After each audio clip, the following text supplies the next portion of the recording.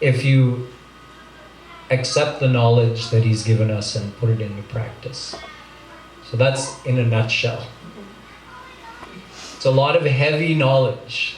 Like, it sounds like, oh yeah, Bhaya's just telling us some things. Oh, this is like the most essential knowledge that a human being can gain. And we kind of take it for granted when we hear it. We don't realize how important it is. That answers all of our questions. Follow-up question on the same. Okay, a follow-up question on that. So you also mentioned that we can break the cycle of life and death. Yes. So the process to that, what is it other than meditation or getting attachment? Is there an easy way to do it? I mean, the key is surrendering to God. The moment a soul is perfectly surrendered to God, which means mental surrender or mental attachment or mental faith in God, the moment that happens, God's grace breaks that cycle. It breaks our bondage and frees us. So when does complete surrender or complete faith happen? When our mind is perfectly purified. So that's why I was saying the essence of spirituality is purifying the mind. And what's the fastest way to do that? Meditate on God. You still have to live your life, but you can take some time every day to meditate on God, and then even try to remember Him the rest of the day, like you have a friend along with you. So you're not forgetting. You may not be meditating on Him, but you're remembering Him throughout the day as well. Okay, sure, push.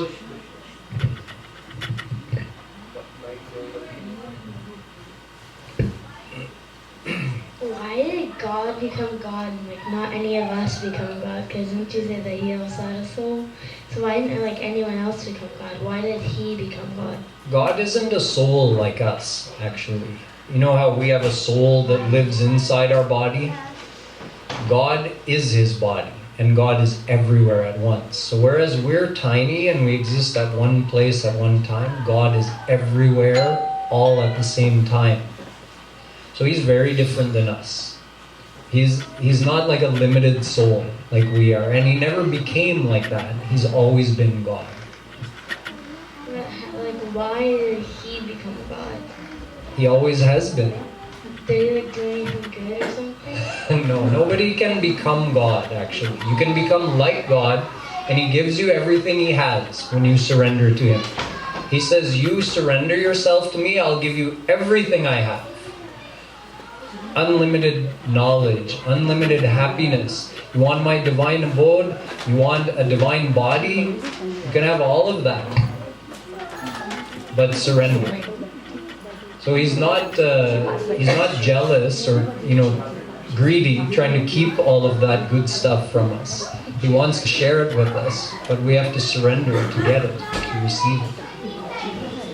Dia, did you have a question? Oh, someone in the back. Yes, go ahead. Is it true that everybody cannot go toward His path? It takes time unless that's the blessing of Him to go in. Say that again. I mean to say, is it true that everybody is not getting the blessings like to go in that path until He gives His blessing? There's a combination, actually. It's not 100% God's doing if someone turns towards Him or is attracted to the spiritual path, but He's indirectly involved, you can say. What I mean is, there are obviously people in this world who have an inclination towards God, right? And there are certain people who have no such inclination. So people say, oh, that's God's grace. Well, it is and it isn't. Why does a person have an inclination towards God in this life? Because they did devotion to God in a previous life. And that created a devotional impression in their mind called a sanskar, a good devotional sanskar. God gives you the results of that past devotion in two ways. As physical opportunities in this life, like the chance to come to satsang, the chance to live near Radha Madhav Dham, some physical opportunity like that. But He also gives you the mental outcome of your past devotion. He says, okay, it's time to awaken this sanskar. And under the influence of this sanskar, this person's mind is going to be more open to spiritual things. But a sanskar also lasts for a certain period of time and then it ends. So God is the one giving us those sanskars. We don't remember what we did in the past life. If He didn't give us the results, who would? In that way, it is His grace that someone turns towards Him. But we actually earned that by doing devotion in a previous life. And the devotion we're doing in this life will have similar results in a future life.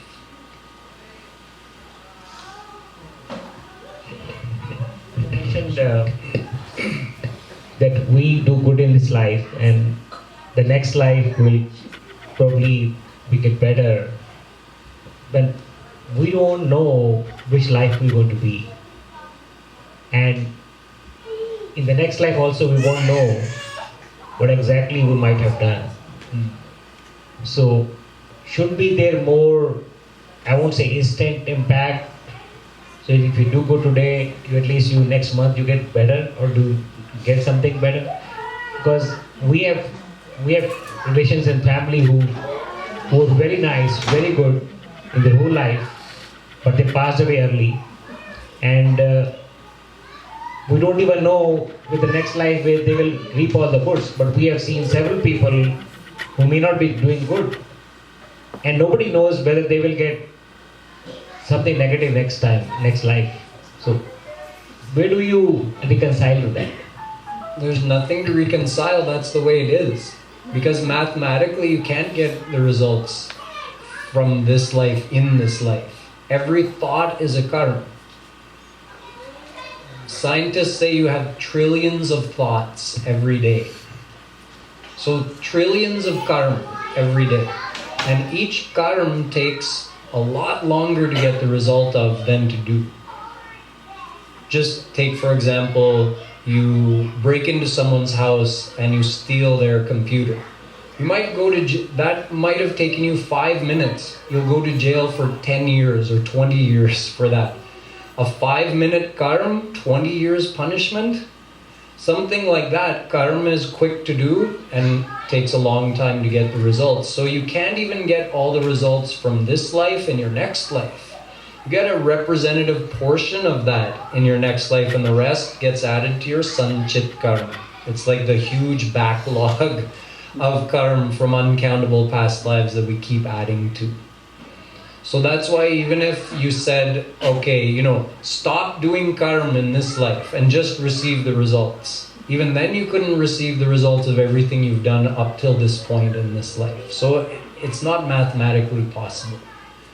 You have free will to perform new karma in this life, but you're also undergoing the results of some of your past lives' actions, a representative proportion of that, but not all of them. The only way out from under that huge backlog of karma is surrender to God. He deletes the whole. He just formats the hard drive. All that information is wiped forever.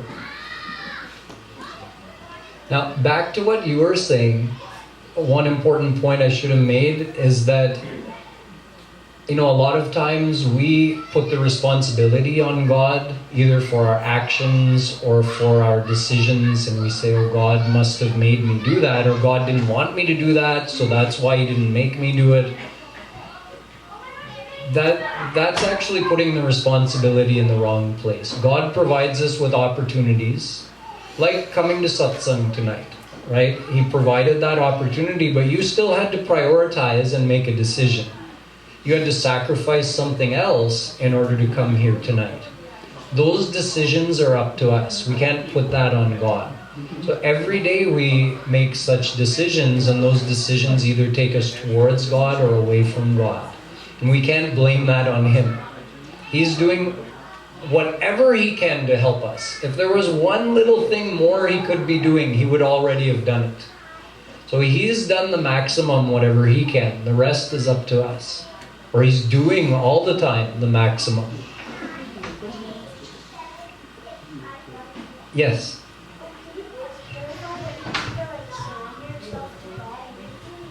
He wants me to explain surrender. This is kind of an abstract concept, but let's think of it like how a child feels towards a loving parent.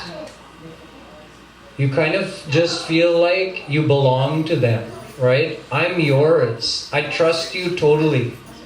Whatever you say, I believe. Like that kind of feeling of love and belonging, that's surrender. A child is surrendered to their parents. And as you grow up, you become less surrendered normally, right? You start thinking, no, you said this, but I think that. But as small children, we're surrendered to our parents. That feeling of trust for God, that feeling like, I belong to you, you're my everything, that feeling is surrender. We only have a little bit of that in our heart for God. When that becomes total, then we get God realized. Everyone who ever became a saint, that's how they became a saint. By worshiping God until their faith and love for God became total. Yes, in the back. Yeah. Does anyone know who exit the life and death cycle, or anyone who exit that cycle? There are unlimited number of souls who have already gotten freed from the birth and death cycle. But at the moment it happens, because it always happens in life, actually. When does the moment of complete surrender happen? Sometime in a person's life, they reach that point. So at that point, it's not like they leave the world instantly. They live out the rest of their life. And at the time they leave their body, the ordinary people just see, oh, he died. We don't know that instead of going and getting another reincarnation, he's gone to God's divine abode forever. We don't know that part. And at the moment that person became God realized, also externally nothing changed. Internally now, he's in a perfect state of happiness and knowledge. But externally, that person is still behaving normally amongst the people. So the people still think, oh yeah, maybe he's spiritual, but I don't know. Is he God realized? How would I know? How could I tell? So how we humans know this, that these things can happen? All of this is told to us in Vedas, Gita, Ramayana. But that's also written by humans. No, Gita was written by Vedavyas ji and Ganesh ji, right? But spoken by Krishna. And spoken by Shri Krishna. So all three are forms of God. But you said God is everywhere. So you mean that God is nothing but everything in this world. That's one perspective, right? God is within me, but God is not directing my actions. So I can't say that I am God in terms of, let's say, I write something. I can't say God wrote that. It doesn't work like that. Because I'm in control of my actions and I'm an imperfect being. So nothing I write is God's writing. But Vedavyas is, remember I was talking about Ansh of God? Vedavyas is Ansh of God. Ganesh ji is a form of God. Shri Krishna is Bhagwan himself. So they are God. They're not souls like us.